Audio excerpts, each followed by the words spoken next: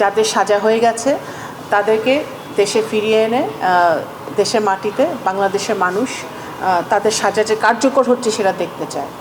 আমরা একাধিকবার আপনাদেরকে বলেছি যে পররাষ্ট্র মন্ত্রণালয় থেকে এবং আইনমন্ত্রী, মাননীয় আইনমন্ত্রী এবং মাননীয় স্বরাষ্ট্রমন্ত্রী দুজনই সংসদে এটা উল্লেখ করেছেন এবং বলেছেন, ব্যাখ্যা দিয়েছেন যে আইনি প্রক্রিয়াটা কী।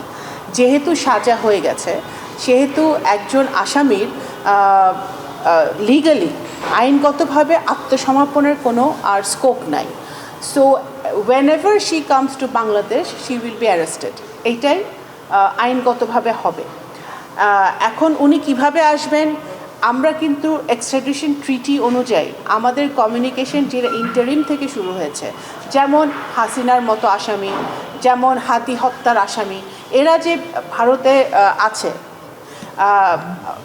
হাতি হত্যার আসামি জেলখানায় আছে।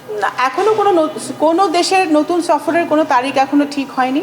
মাননীয় প্রধানমন্ত্রী এখন তো দেশের কাজ নিয়ে বহু ব্যস্ত আছে, উনি মাত্র 2টি দেশ অত্যন্ত সফলভাবে সফর করে এসেছেন, পর্যায়ক্রমে সব দেশের মধ্যে সফর।